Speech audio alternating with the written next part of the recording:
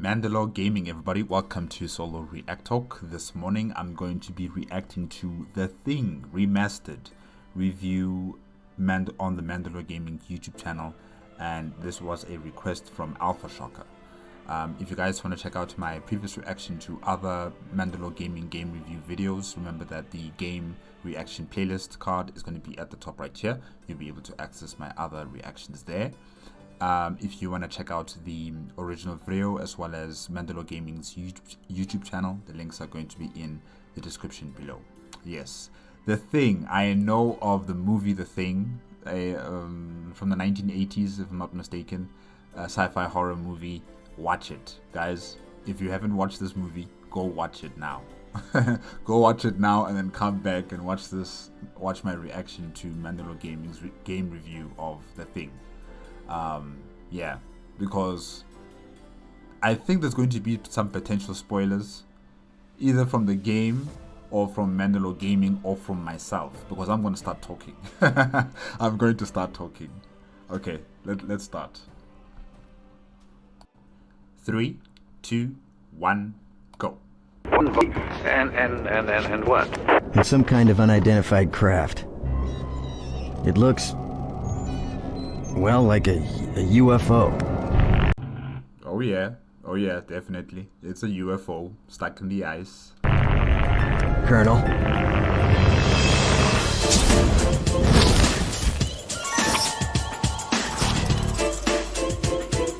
Out of all the games to bring back for the modern audience, The Thing is an interesting choice. Because the movie is gorgeous, timeless, has amazing effects, and you can see its influences in tons of games.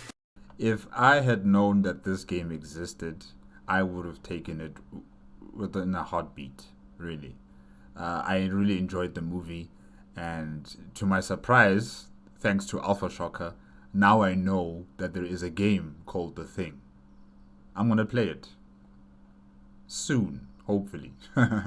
The Thing, the game, is a 2002 title, which was the era of god-awful movie licensed games, with a few exceptions. So, which one was The Thing? I guess that's always the question. I had played this game before, and I vaguely remembered it.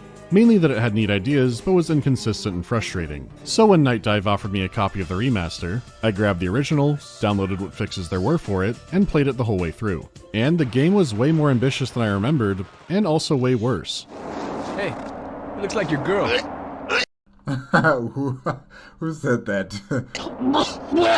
But oh my gosh. having played them back to back, I know just how much the remaster has improved things, and what's still the same. So, no nostalgia goggles, I'll go through what's different, and we'll take it from the beginning. Larson! Larson! What?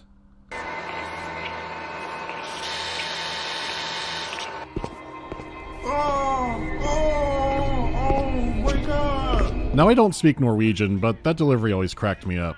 Oh, they're Norwegian. Oh, okay. Why aren't there any subtitles? I mean... Anyways, we're given a glimpse at the events that happened in the Norwegian camp. In the movie, the Outpost 31 team only investigated the aftermath, which... Yeah, I remember. It was McReady and I think Dr. Cooper, right? Dr. Cooper and McReady. They went to the Norwegian camp trying to see what was going on because of those two Norwegian, scientists who were trying to kill a dog. In the beginning of the movie, it was very strange. Like, you just see this dog running away, a helicopter chasing after a dog. I was like, what the hell is going on here? So yeah, the Norwegians were trying to kill this dog, and then I think it was it Gary? Yeah, Gary shot one of the Norwegians in the face. The other Norwegian died in an explosion with the helicopter, and that's how the movie started. And then of course, McReady and Dr. Cooper went to the Norwegian camp to ascertain what the hell is going on. And then they found this meat, this amalgamation of human beings, yeah, very disturbing. Which is great, because by the end, you know what happened, and on rewatch, you could pick up more details on how it went down. So for the game, it's a nice cold open to introduce players who don't know about the movie to the horrible gene chimera they'll be dealing with, and Nice, nice. At the same time, it's a fun extra detail for fans of the movie. Because we don't need to know everything that happened in detail, do that fuck over the team making great effects for it? Oh gosh. Jesus Christ. Then comes your proper protagonist, Captain Blake. Captain Blake. Okay. Colonel Whitley has sent him with Special Forces teams to find out what happened to the Norwegian and American bases.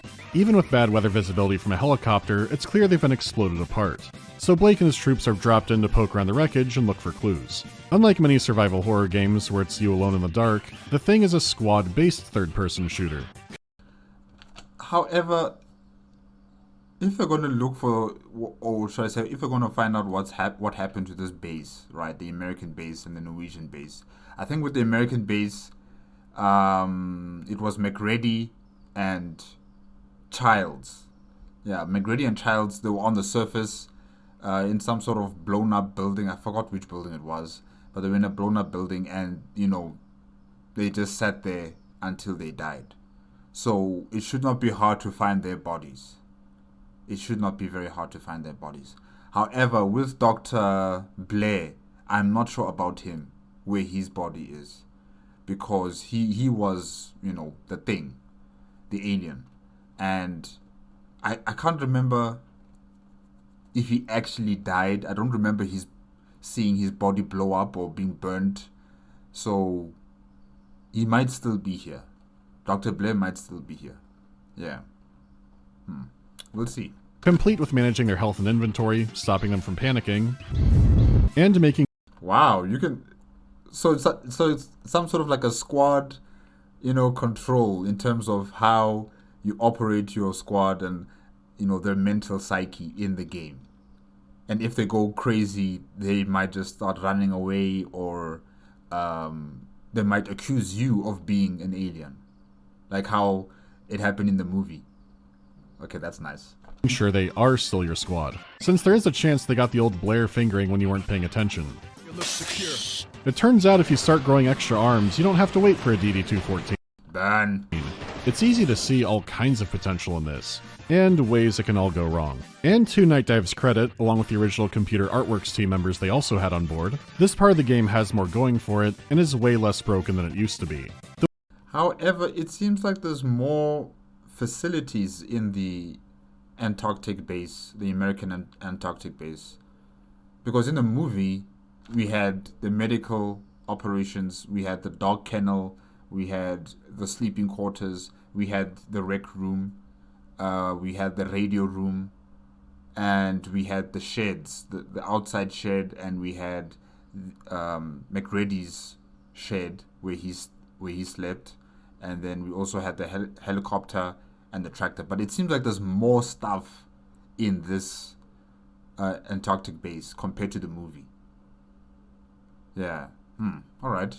Maybe they just wanted to give it more of a expansive game feel, you know, because the movie, it was quite limited in terms of space, and it just made the movie even more scary, knowing that all of these people are trapped in the middle of nowhere in Antarctica, and, you know, there is no place to escape to. So yeah, it made the environment very claustrophobic, if I can say that. But here, it's very expansive in the game. So I do want to start with the visuals as usual, especially since this game has undergone an overhaul there. Everything from lighting and shadows to reworking textures and adding specular maps for some nice shininess, not to mention all the UI and control adjustments, which just makes the game smoother to play. There are other new graphics options to tinker with, and some gameplay altering ones like glowing item pickups, which you can turn off if you don't want. The game looks sharper, runs smoother, and is missing some technical visual hiccups the original had. Though out of everything, I think the new specular maps and the new lighting are the big winners. All the variations of the thing you fought had good detail for the time, but they did lack that wet, gross effect that's fully here now. There's plenty of times you get attacked by I think I like the previous version and not the remastered version. The remastered version looks dark, and yes, it does have like a wet feeling, wet kind of texture to it, but, you know, in the movie, the aliens, you could actually see the bright colored red muscle or green color or yellowish color, you know, as the flesh and the bone and everything else would amalgamate and shift and change and try to exert out. You know, we could see some color in the aliens. But with the remastered version, it looks like the color is uniformly dark in tone, and I don't think I like it like that. Yeah, I think I like the previous version. Tiny head crab beast things. Oh gosh. Oh my gosh. I remember there was that doctor. Who was it?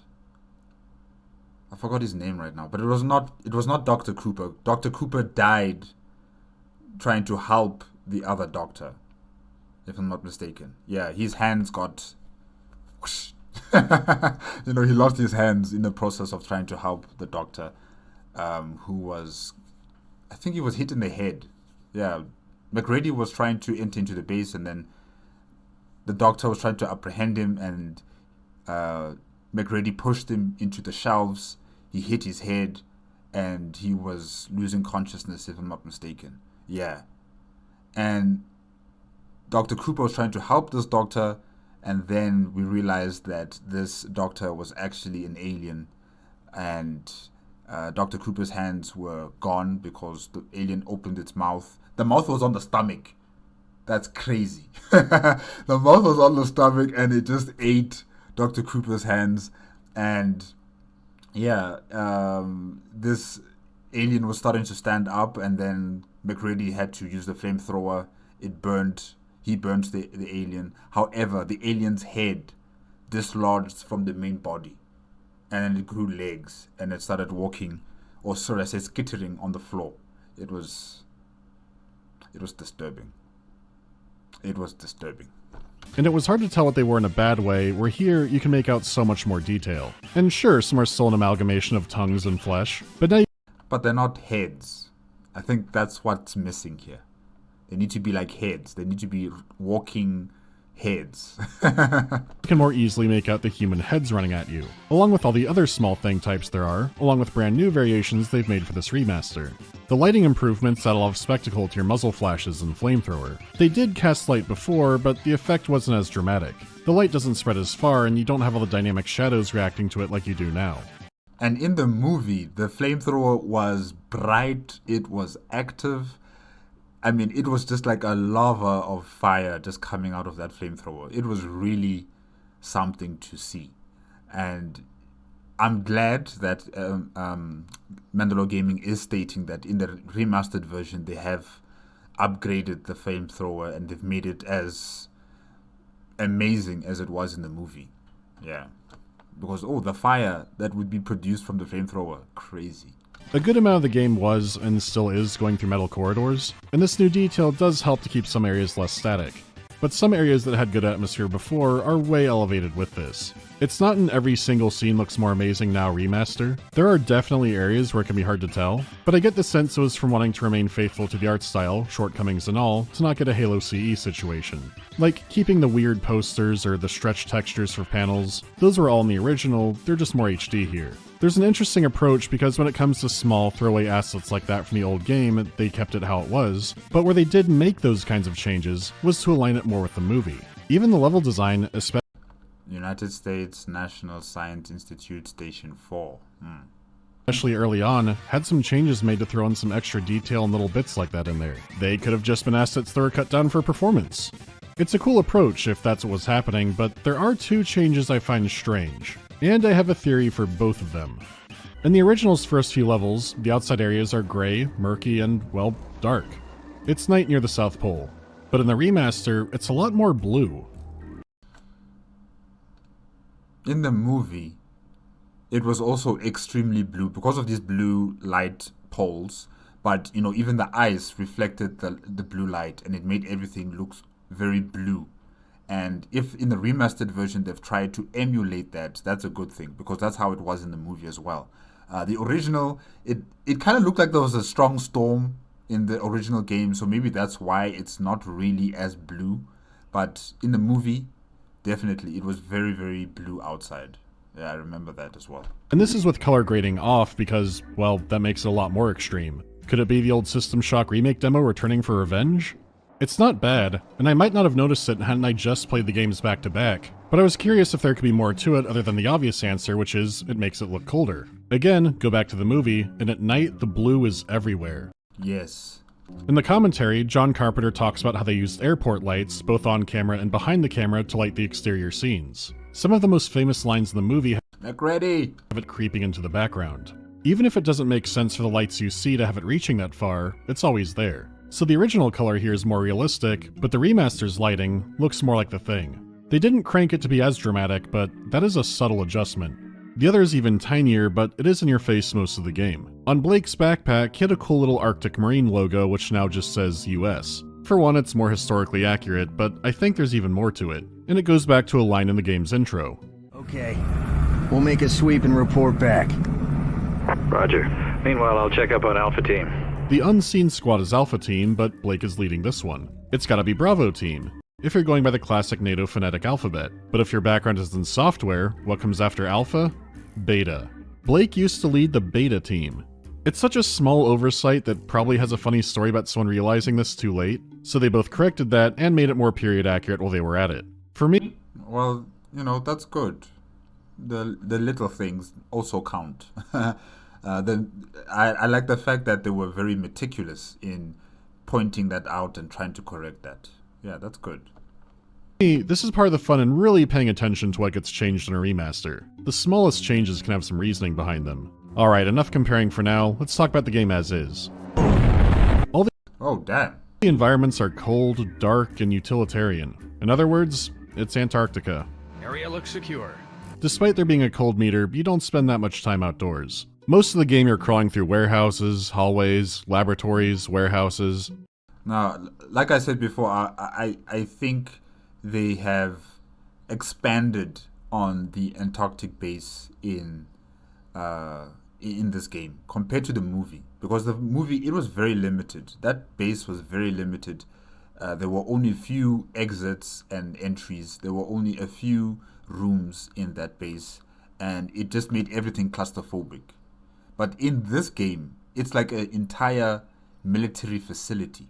You know, like they were given, like this entire Antarctic base was given a huge budget by the government, and they just built up this entire, I don't know how many stories of floors do they have in this base, but it's definitely not from the movie. If you guys have watched the movie, you know what I'm talking about. Yeah. Wait, that's not right. And hangars, the warehouse of airplanes. They're still unique and There was no hangar in the movie. There was only the helicopters that were just stationed outside, and that's it. The outside area was the hangar. striking locations to find, and the remaster has helped even more there. But its nature means that a lot of locations can feel generic and repetitive, especially in the last third of the game, which does feel like a consequence of the location over anything else. But a lot of locations still feel gray and kind of barren, though there are a few other things causing it to feel that way. It seems like Captain Blake is killing human beings as well. Or unless maybe he knows that they're converting into the thing aliens. Yeah, maybe, I don't know. It's not like there are dull locations between great set pieces either, since even those are still pretty low. Most boss fights are in a small room or a small warehouse. There are some notable things you could recognize from the movie, down to really small details, but you leave the direct movie locations after about a half hour, so it's not carried by pointing at the screen for things you know, and games shouldn't rely on that anyways. Hey, I know that place. That's where Dr. Blake was being kept, and he dug a hole into the ground, and he was building his own alien ship. Yeah, that's that location. I know that location. Okay, wow. Standout here is the thing itself.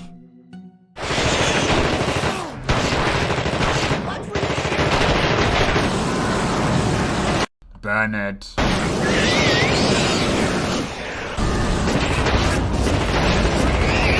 They kind of... Wait a minute. Are they spitting? What are they spitting?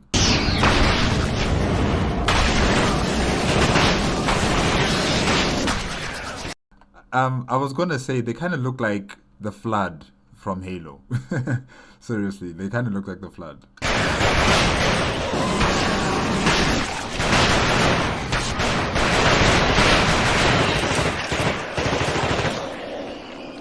he's being cheeky.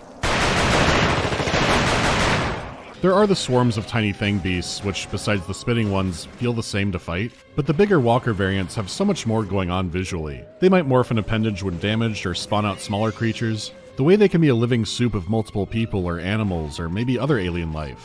Every variation you see of them would fit right into the movie, and how unpredictably they can move and mutate also feels authentic when they're not running around like headless chickens. And that I wonder, does Captain Blake get the opportunity to get to the ship?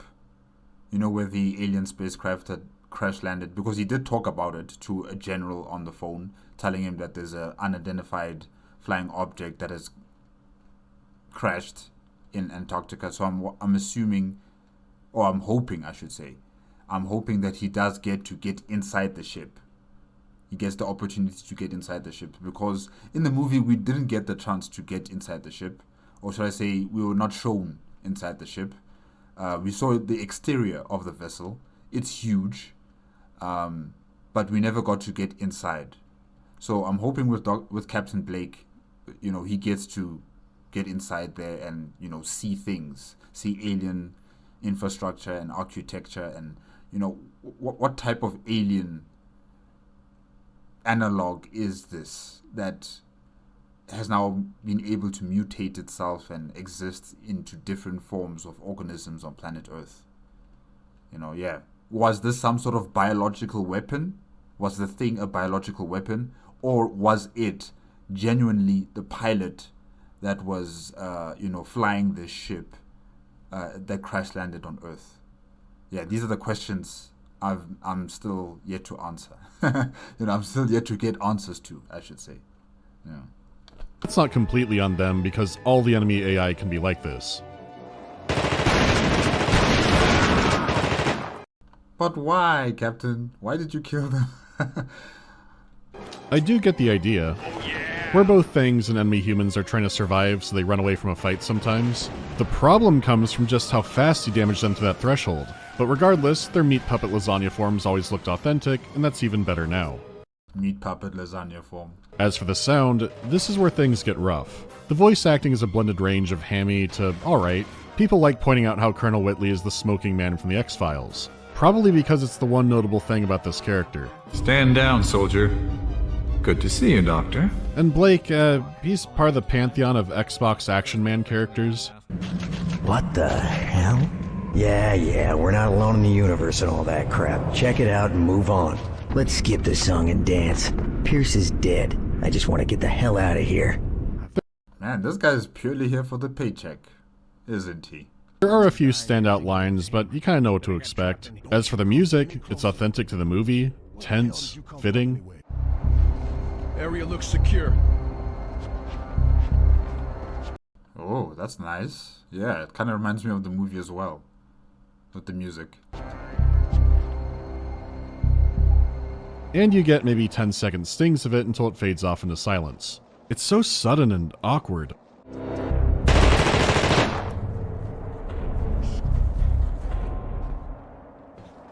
We're gonna die here.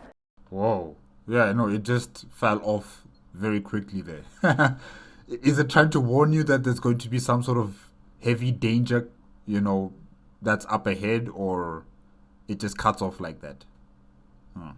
What makes it worse is how empty the sound design can be without it. And I don't mean empty like this. You know, where there's wind or tiny distant sounds. I mean where the only thing you hear is your footsteps, if you're lucky. Wow, like dead silent.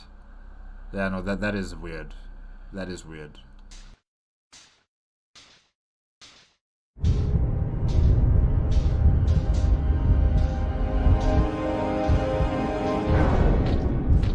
Okay, enough of that. Let me hear my items scrolling.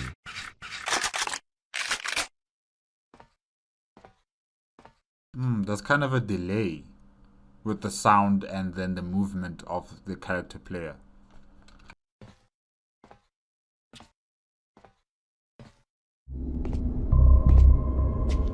And yet, Now, I think they missed an opportunity to fix up the audio with the remastered version.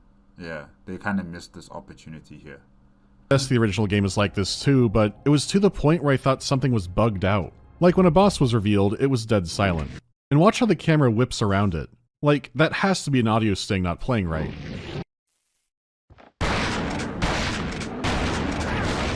I always assumed the game was bugged to shit and a bunch of audio wasn't playing for the truth is revealed. Okay, he may have exploded through the boxes, but there was a little music sting. Or at least there is now because the room is still silent. Like, the fact the audio doesn't seem to have gone through much of an overhaul is crazy to me. Ennio Morricone's soundtrack... Yeah, it is a bit, weird that they did not fix this part of the game.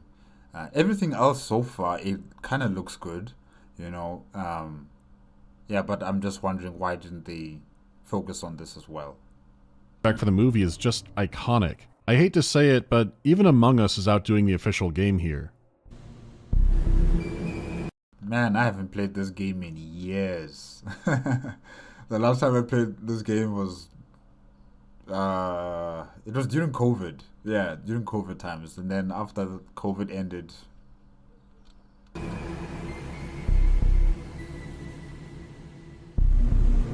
It's kind of changed if this is the start menu of the game.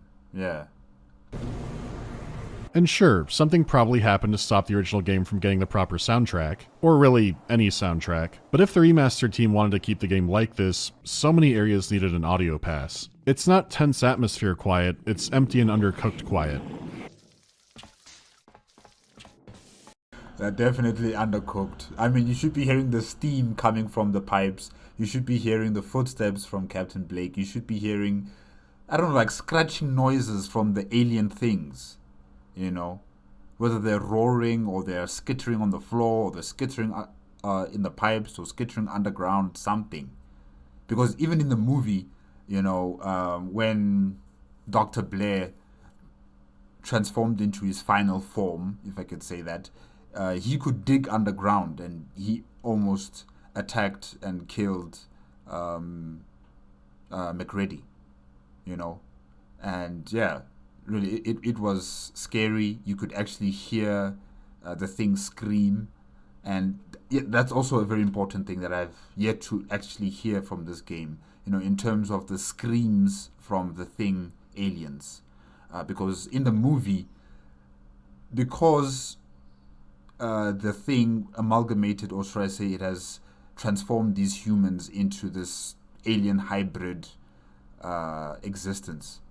Whenever they would transform, or in the process of transforming, I should say, you would hear the human part of them scream in this very horrific, nightmarish scream, and it was really just otherworldly and just disturbing to hear.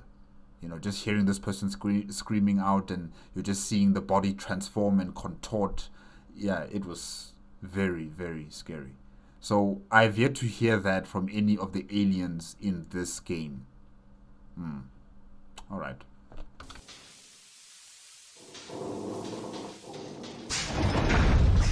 Okay, there are some other sound bites, but still there is no music.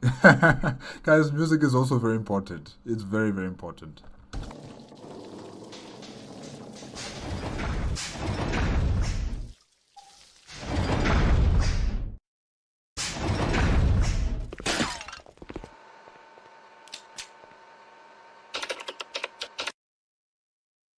It either needed more layers of effects, or, look, let me throw in the music from earlier. And maybe also the soldiers need to start talking. Say a little few words here and there, saying that, they don't like this place or something, Because even in the movie, everybody was fighting amongst each other, trying to ascertain who is an alien amongst them. But we're not really seeing any of that sort of discussion between Captain Blake and his other, soldiers. They're just very quiet. Everybody's quiet. Yeah. The lack of ambient audio was a huge pit in the game, and it barely seems to have been touched here. I hate this place.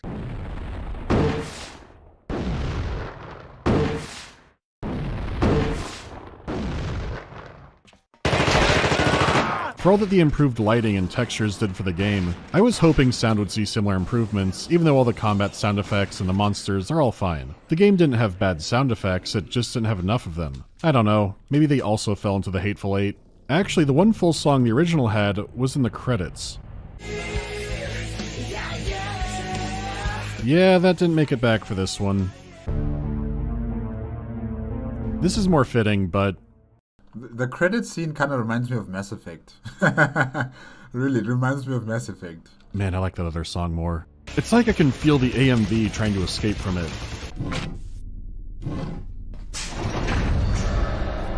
Oh, yeah, no, you're not fucking coming with me. No. Of course, besides the visuals, the focus was on tweaking the gameplay. It's in a funny spot because the original game sold over 1 million copies and reviewed fairly well, but it's largely considered a cult game with a small following. There's a good reason for that. I've always thought it was underrated or maybe underappreciated for what it tried to do for the genre. After all, it's basically the only game like this. But really think about that. It sold well, reviewed well, it's the only game like it. Games rip off innovations from each other constantly, it's what keeps things moving forward. The Deception formula really took off in multiplayer, but in single player, it wasn't touched even before those went off. But the squad control and trust mechanics are just one part of the game. The issue is, if the Riddick games, or the new line Lord of the Rings games just had a new skin over them, they wouldn't be nearly as popular, but they'd still be fun and satisfying to play. Their core gameplay is strong enough. If this was called Alien Outpost 31 and had no IP attachment, I don't think it would have been received nearly as favorably. Like, the movie was famously panned before the Perception turnaround. The game did have cool and exciting concepts, but I think it was also given a fuck ton of leeway. If anything, it wasn't even the developer's true vision for the game, which was held back by technology, design, and other constraints. But let's break things down to an action games based level, shooting the bad man. The original game had auto-aim, and in fact, that was the difficulty system. The easier you set it, the wider your firing cone. Enemies would run up, you'd auto-aim and gun them down. So they don't have increased health points? The opponents, the mobs. They don't have increased health points, they don't have increased attack power, it's just the fact that your aiming assist is even more difficult than before. So you were free to maneuver without having to aim. There was a first-person aim toggle if you really wanted to be precise, but you couldn't move during that. Unless you turned on free aiming, which does look jittery when you move, but the game will control more like you'd expect it to. Here are the issues that come with that. Sometimes enemies will spray out blood, as most things do when you put rounds into them, but larger versions of the thing are a problem because you have to burn them when their health is low enough. If you set them on fire too early, it might not kill them, so you have to wait for the threshold. Oh man. Threshold is when your reticle turns red in auto-aim mode. You could aim more freely, but were basically flying blind. Compared to basically knowing when your monster was preheated, you had to guess. And this was a cost of supplies and ammo that could be very tense in the right situations. Yeah, I'm gonna die. I'm gonna die in this game. I won't know when to switch over from the rifle to the flamethrower and back to the rifle again. I'm not going to remember any of that. Oh wow. Yeah, I'm gonna die in this game. This was also one of those games where if you reloaded, you lost the entire old magazine. So trusting a new squad mate with lots of ammo was risky, since they wouldn't always drop it. There were some magical moments where I was low on health and ammo, playing cat and mouse with the monster. Not knowing how close to death it was, but knowing how much I was, did feel tense. But the reality is, if you try to play the entire game that way, you will start going bald. Because lack of feedback sucks if you're shooting at a boss and wondering if it's actually doing anything. I keep seeing Captain Blake killing his own people, or other human beings. What's going on? Is he suspecting that they are, converted into the thing aliens, or what? Is he going mad? Or how about shooting at a gun turret where you watch the bullets phase through it like you're not doing any damage? That reticle color was often the only way to tell you were doing anything. Wow. But beyond being stiff in both modes, the actual shooting just felt bad. Aiming too far down in free aim or first person mode, you could easily kill yourself with your own fire, even if it looks like you're aiming level or in front of you. Weapons like the shotgun could frequently not fire, because you're supposed to hold the attack button down. If you tried to click or hit a button to shoot every time, sometimes it wouldn't happen. But between all that, the checkpoints could be incredibly far from each other. You could be stuck between corpses, endlessly spawning enemies, even if you set them on fire.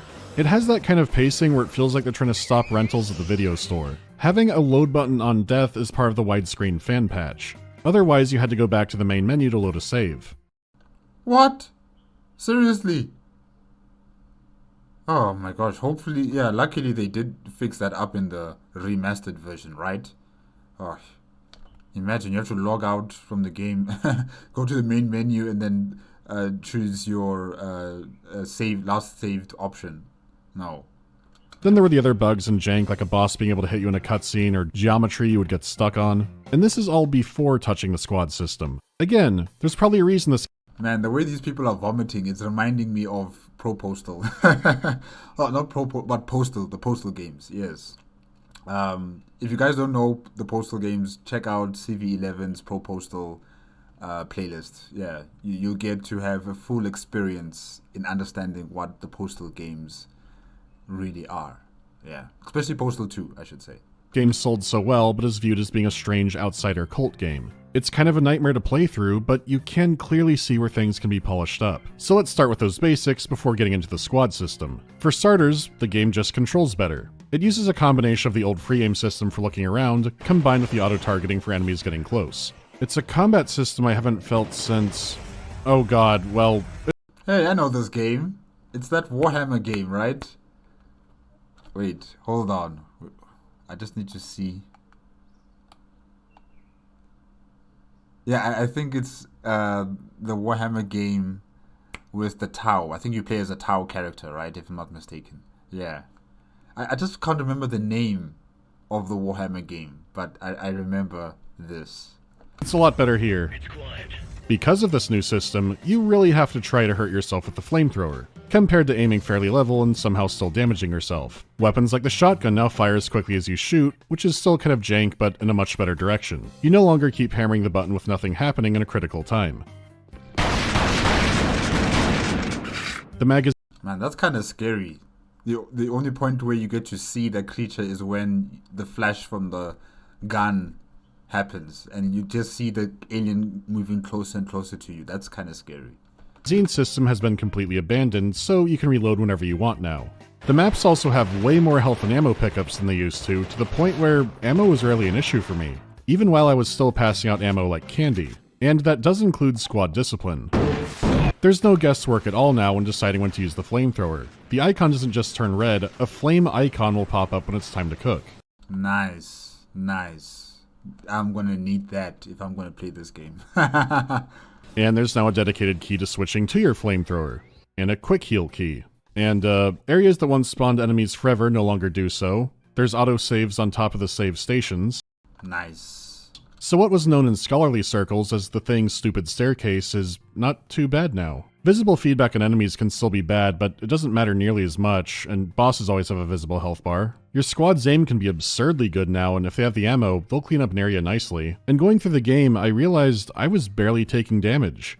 Areas that I had really had to power through before, I was just breezing by. Yeah, that's because you got a good squad. You got a very good squad with you. Looking through the options, you can't go back to the no auto-targeting system at all. What you can do is limit your auto-aim range, and there is a new difficulty system, but it seems to increase damage to you and not much else. Even with those settings cranked, I was still flying through this game. And I know there are arguments that stiff controls make better horror games and stuff like that, but stiff controls were just one thing that made this game hard. I'd still die every once in a blue moon. But it feels like they sanded down every part that made the game hard individually. Like, you don't have to deal with magazines, and there's more health and ammo around, and the enemies hurt less, and the checkpoints are a lot less horrible, all umbrellaed under better aiming controls with quick swap keys. And again, I think the balance of difficult elements in the original was horrible, but these changes came across like they were all decided beforehand rather than, say, the new control scheme going in, and then iterating on those systems, seeing how it played then. And no, I'm not saying the original is the better game here. There are other improvements I haven't gone through yet, but it would be nice if there was a harder difficulty that maybe reduced supplies and brought back magazines. I don't know, just something to make the difficulty less of a 180 change. But let's move on. Yeah, I think I agree with MandaloreGaming there. You'd want to have the difficulty experience being a difficulty, instead of it just being a bit of a change here or there. You'd want like a wholesale experience of an extreme difficulty, having fewer resources, having fewer people to fight alongside you, or they die far faster than when you're on the other difficulty levels like easy or medium. So yeah, I guess maybe they could have improved that as well. But like I've also said before, this entire game, in terms of the base, the Antarctic base, it is even more expansive than in the movie, and you have a lot of space to walk around and take cover and use the space to your advantage in some sort of way. So with the difficulty, it would need to also catch up to that sort of advantage that you might have, in terms of space to run away, to take cover, make more aliens walking around in the corridors, make multiple more of them than before, to make it even more a desperate situation of trying to survive against a wave after wave of these creatures. To the big selling point, the squad system, and rooting out the imposters. Hey, this is going to be interesting.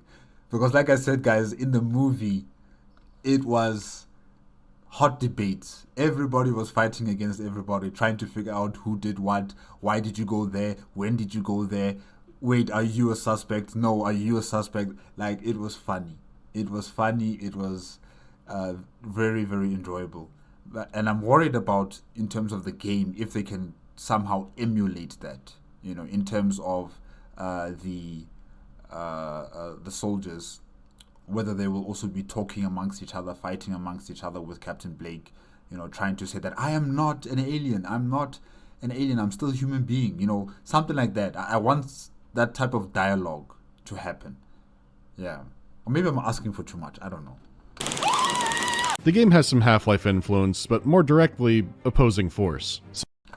I'm still going to play this game. I've played Blue Shift, I've played the original Half-Life, good games. Opposing Force is coming next. Yeah. Since you played in the military this time, you would sometimes get squad mates.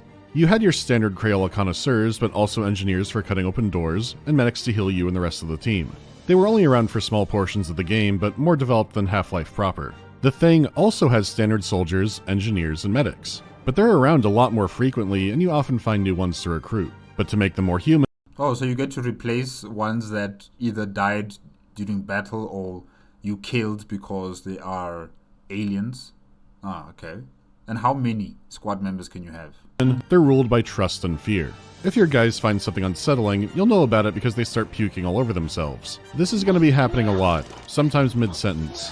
So that's a sign to show that this person is distressed and he's mentally unstable and he needs attention. Okay, wow, that's interesting. Sometimes in the middle of a firefight. It's a lot. In the middle of a firefight? Come on, man. Bachelor parties didn't have this much vomit. And they do have a few... Like, what did you guys eat that you vomit so many times? No ways.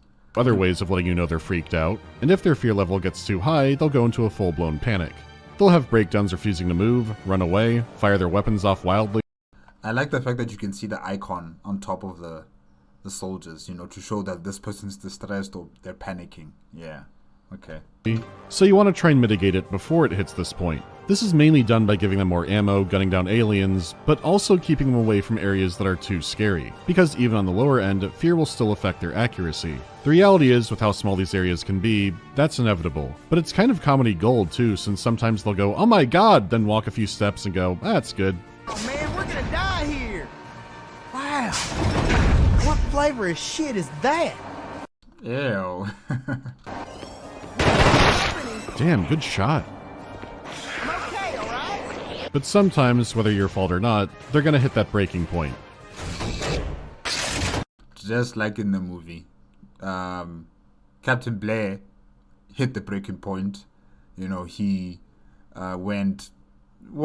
he tried to prevent any sort of communication from the Antarctic base reaching other places on the continent or beyond the continent. He was destroying the radio systems. He was destroying any form of communications or the generators for the station or the helicopters. He destroyed the controls, and the tractors. He destroyed the controls, making sure that no one can leave.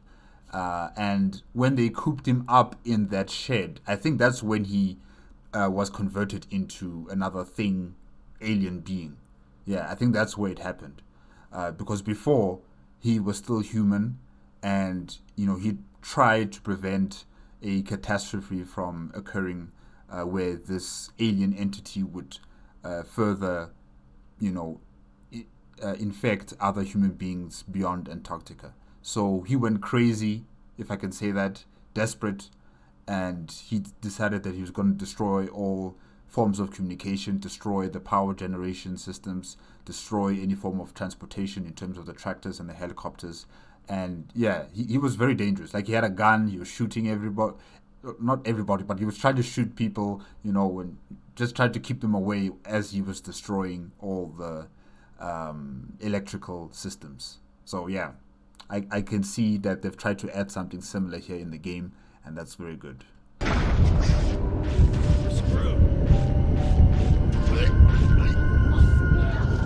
Oh my gosh, you're vomiting? Really? If that happens, give them a shot of pure adrenaline. I'll pull it together. Yeah, nice and calm now. It's a solid idea, but the reality is, it's just kind of silly to watch. But it adds so much character and entertainment value. An area that you're not really paying attention to might suddenly scare the hell out of one of your squad mates. Because as a player, you might be getting numb to all the blood and gore, but they do help ground you there. You get how it should work, and it does seem like a great idea, just one ahead of its time. You would need more control of your squad, better mitigation methods, and more intricate levels to really make it shine. Even in this state, I still think it's a good addition, but it's the trust system that was the most ambitious, and was the most broken. For starters, the thing is now operating more like a zombie virus. Like, you can convert into one. I'm not going anywhere. It's over. What? It got me. I can feel it. How can you feel it? In the movies, no one actually felt it. It just happened. And it can now copy your clothing. Huh. Your squad could be an alien, but they also think you could be an alien. And since now it spreads like rabies, if someone was hit in combat, they can now be the enemy. Oh god.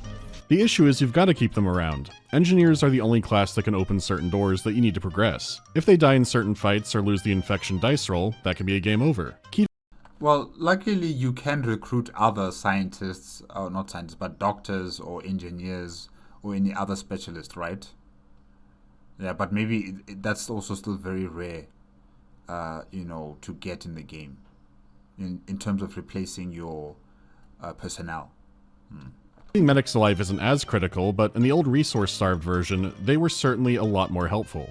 Soldiers are okay, but everyone shoots accurately now, and even in the original, they weren't that beneficial. Another gun is another gun. However, they won't follow you or your orders if they don't trust you. Similar to Fear, you need to give them weapons and ammo, and they need to see you kill aliens. Because if you're not fighting alongside them, that does seem pretty suspicious. Yeah. To fix that, you can use a rare blood testing kit on yourself. And Jesus Christ, get some apple juice or something. Same goes for your team. If you think they're full of shit and maybe huskies, you can pull out a 2-liter Fanta of blood. What happened to just taking a sample of their blood, and putting it against fire from a flamethrower or some sort of light source, and then you see how it reacts? Because that's how they did it in the movie. And it worked. This syringe, I think it's overboard, but anyways. All right, let's do this. You wouldn't betray me, Mr. Carpenter. Yeah, that's right, you're a gamer. In the original game, this had a major problem. There were some boss fights and locations where the squad AI wasn't quite good enough to participate. So every so often, a man would just explode into being the thing, and it could happen despite your best defense efforts. Oh gosh, burn them. All right, let's do this. Yeah, that's my Collins. No known allergies. Come, my narcoleptic but otherwise healthy friend. Collins? He's one of them. He's one of them. Oh god damn it, you just got your shot! Burn. He could have been naturally infected before that point, but when he gets there, he's turning. But these special triggers always happened in the same spot, so once you knew them, you took care of them early. But now with the remaster, you can see something crazier than the man River. Wow. You could see his head blow off, but you could see his lower teeth still attached to the body like that. That is funny. Dancing. Collins can now walk all the way down this hallway and help with the boss fight. All the scripted infections are gone, which is a huge improvement. We can win as a team now. What? No! Collins. Collins, how did... Oh, damn it. Yeah, there are still areas where they can't follow you for whatever reason, but there's no more testing and then getting the thing 3 seconds later. In fact, while the squad screen only has 4 slots, it's all based on proximity, so I had 5, 6, 7 units in a squad at once. And with more people, That's impressive. I saw things that I had no idea could happen in the trust system. And if you have so many people, can you have people who have the same class, like 2 engineers or 2 medical officers? Yeah, I'm wondering about that. Like an engineer I found who really did not like the looks of me. Whoa. That is such a cool feature. What it doesn't fix is that blood testing is still mainly a waste of time. Squad members are still helpful until they turn into a monster, and so testing a monster just reveals them in that moment. They can't pickpocket items off of you or blow you away with a gun if they're still disguised. It's possible they could add that in, but the reality is most people would probably think some kind of bug was happening if their squad mate suddenly shoots them in the face. And with the infection-prone combat there is, that can mean a lot of friendly fire happening. Yikes. Blood test is still best used to make people trust you and not much else. That and the trust system itself still has some holes in it, like friendly fire can happen. Oh shit, that was gnarly. I mean more executing your men one by one with no testing. It still seems to be tracked individually, so if you shoot someone in the leg, then yeah, they'll trust you less, but they won't bat an eye at 40k style cowardice corrections. But hey, your guys no longer turn to a monster for no reason. We made it, men. Wow. MandaloreGaming. Okay. All the squad stuff works better than it used to. Works better than opposing force. So for an improved, albeit easier game, it can be fun and interesting, but there's still some baggage. The act of running around shooting thing beasts with your squad feels more smooth and responsive than ever. And while limited, there are some sections that really take advantage of you being clever with your squad. Like one where you wake up in a lab with no weaponry, patrolling monsters, and just a few cameras. You wake up in a lab with no weaponry. You're a suspect. No ways. You have to carefully time crossing the hallway, find someone with a weapon and make them trust you, and then build your group and equipment back up, relying on them to protect you. From there, scope out certain doors using a camera, send a squad member ahead, and then cover them with a remote turret. It's the kind of thing I wish the game had more of, especially now that it's more functional, but it's mostly... This is so far ahead of its time, like MandaloreGaming stated. I'm thinking about Mass Effect, how we could also control our squad members, but it was nothing like this. Nothing like this, not even close. You know, in terms of how the squad members are able to do the things they do after you've given them their command, you know. In Mass Effect, yes, you could command your squad members to take cover in certain points. You could command them to use certain type of abilities that they have, or, you know, to shoot a particular target, but then that's as far as it gets. But it seems like with this squad control, it's far more developed, far more advanced, you know. So yeah, this is quite interesting as well.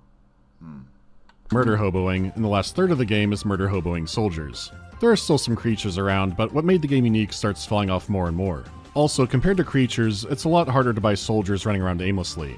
Before, you could probably tell the enemy AI was iffy, but at this point, you know it for sure. Plus, there were a few times where my own squad bugged out and stopped following me, and I had They're suspects. not seen that happen in the old version. There are some new bugs this time around, though thankfully I didn't run into too many. Speaking of those, the boss fights have had shockingly little changes to them. One you were supposed to dodge and circle strafe, but if you got close to it, it can never hit you. It has the exact same problem here.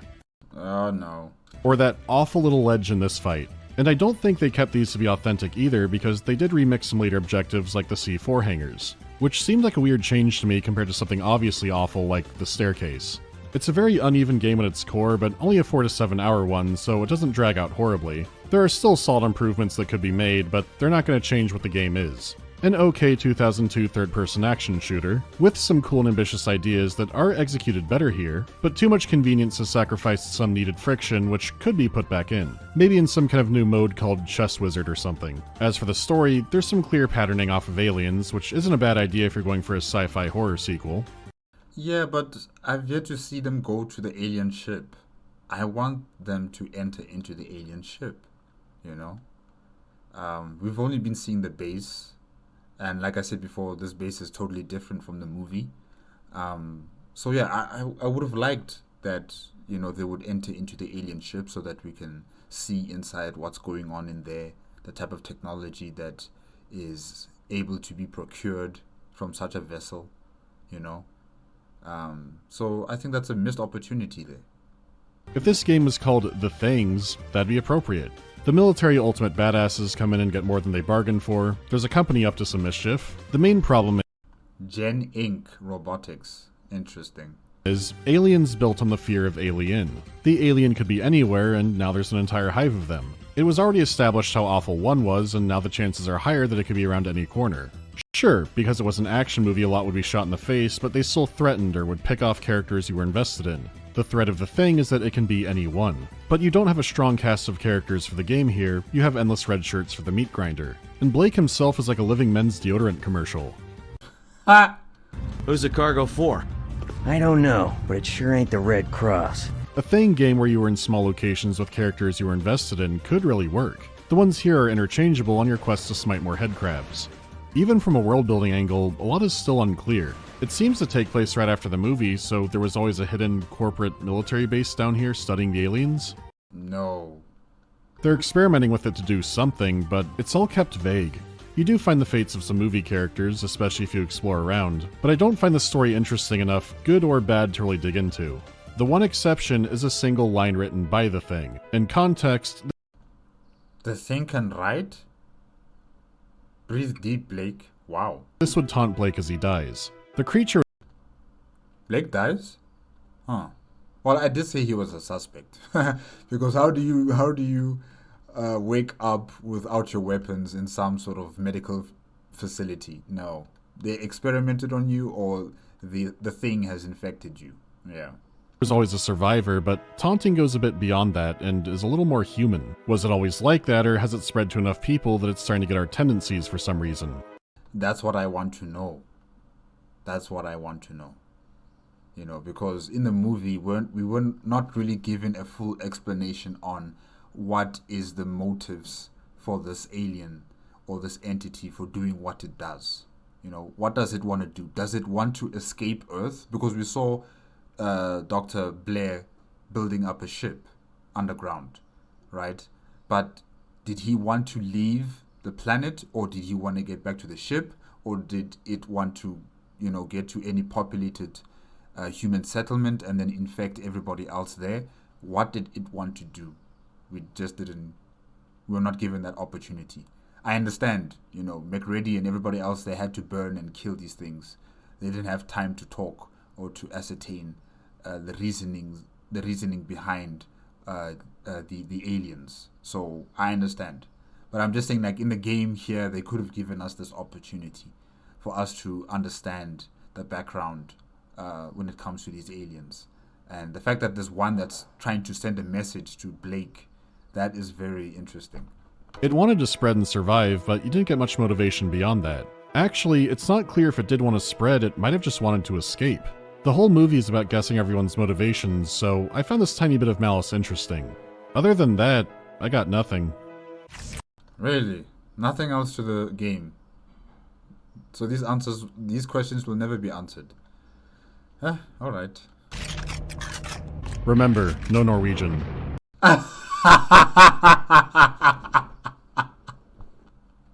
MandaloreGaming.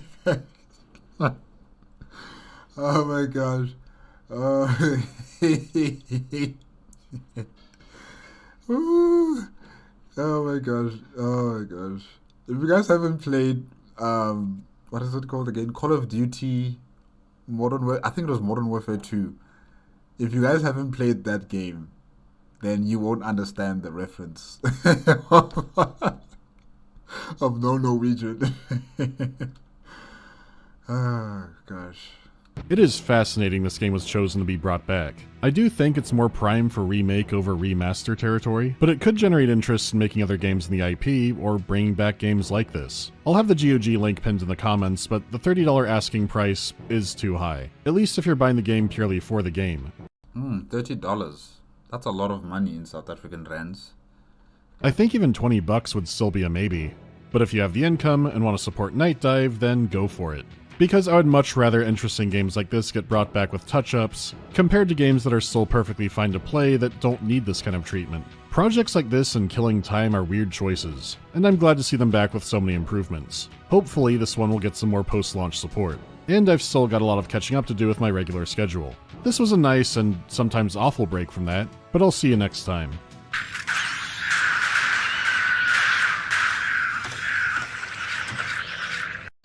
Is McGrady playing the game? MandaloreGaming. Yeah, he's funny, this guy. Because in the movie, McGrady was playing chess against the computer. Yeah, I think that's the scene there. Oh, wow.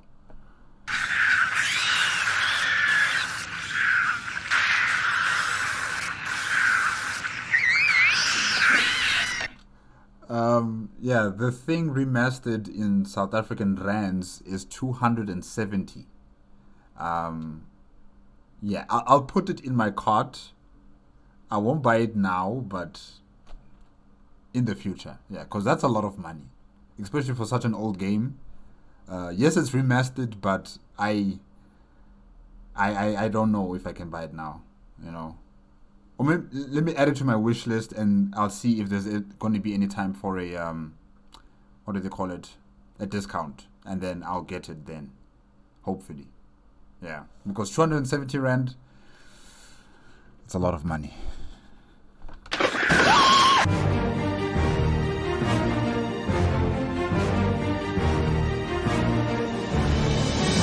Where's the Oni video? The worst is I've had the entire game recorded for a year or two now. I The Office of Naval Intelligence? ended up missing Bungie Day this year, and it doesn't quite connect with the others like the other Bungie titles do. It has interesting stuff to talk about, but other things came first. Abe Lincoln Vampire Hunter, or Van Helsing 2004, easy Van Helsing. Can I talk more about my role at Hooded Horse? I wouldn't be able to explain it well in this brief time. The short version is I'm on the leadership team, I talk to internal devs about their projects, and I do scouting work for new games, and there is some cool stuff in the pipeline. That's the short version, since in this industry, you do wear a lot of hats sometimes. How do I discover the bizarre adventure games I've played? I still get viewer recommendations, but the easiest way is dig through Steam or dig through archive websites and find games that there's basically no information on. Yeah, that takes a lot of work, a lot of dedication, and patience. And money, probably.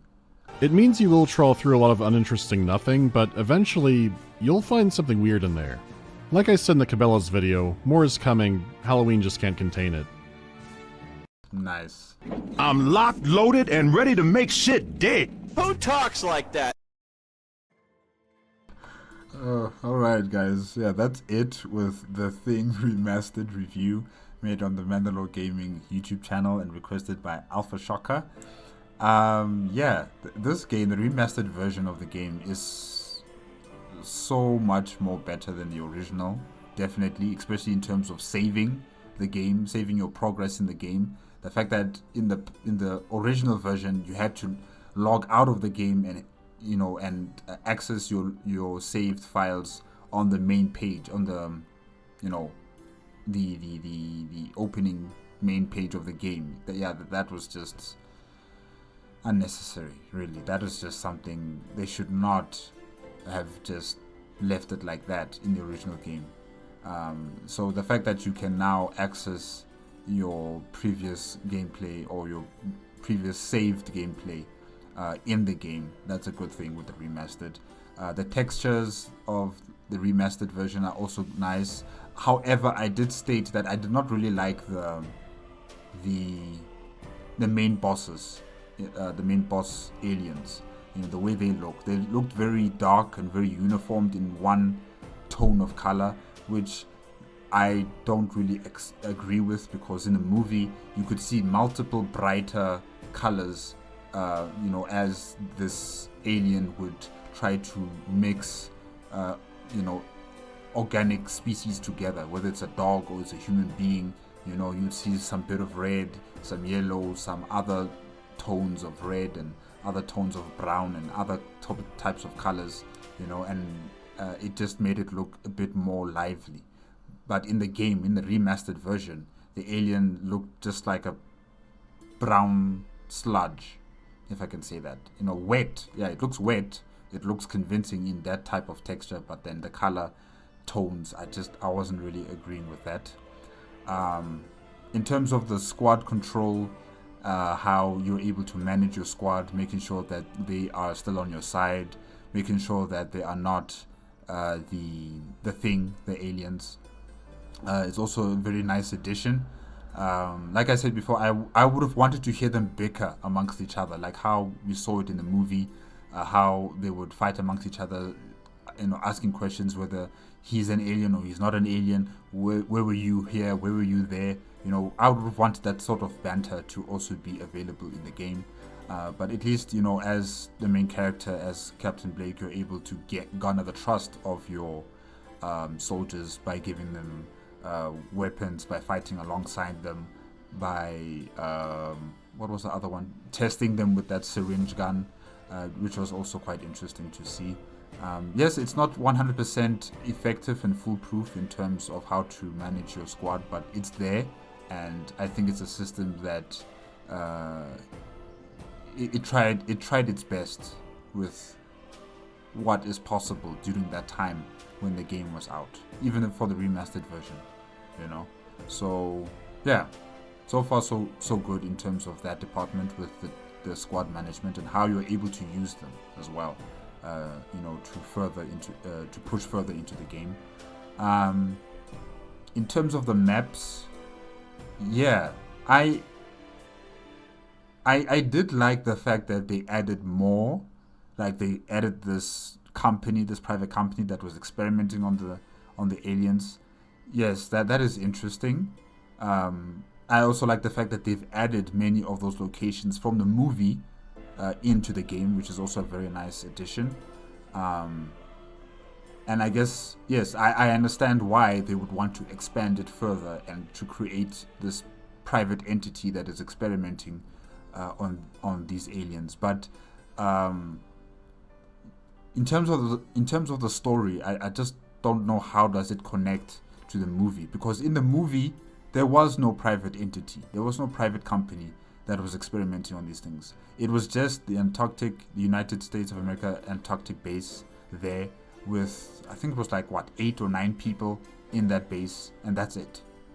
You know, there was no private institution that was experimenting on these things. So I'm just wondering, in terms of the storyline, you know, is this private organization, was it there before the events on the Antarctic base, or were they there after the events on the Antarctic base?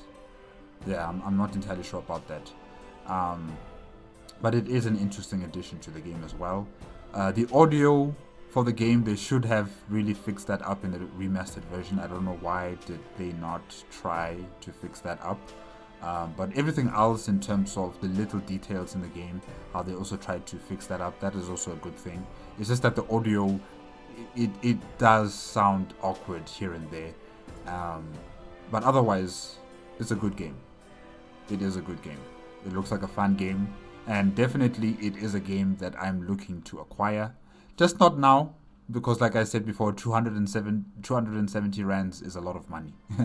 It's a lot of money, and I will wait patiently for a discount, and if the discount is within my bracket of acquisition, I will get it. But yeah, this was good. This was really, really good. Thank you again to Alpha Shocker for the request. Thank you very much, because I did not know that this game existed. Thank you also to MandaloreGaming for making this review of one of my favorite movies that have also now transitioned into a game. I'm quite surprised about this, and definitely I'm going to try and get this game whenever it goes on a discount on Steam. And yeah, this was very good. Thank you, MandaloreGaming. Thank you, Alpha Shocker. Remember, guys, if you want to check out the original video as well as MandaloreGaming's YouTube channel, the links are going to be in the description below. If you like my reaction, please give it a like, comment, and subscribe to my channel. Click on the notification bell if you want to be up to date with my latest videos. And I'll see you guys next time. Okay? Bye-bye.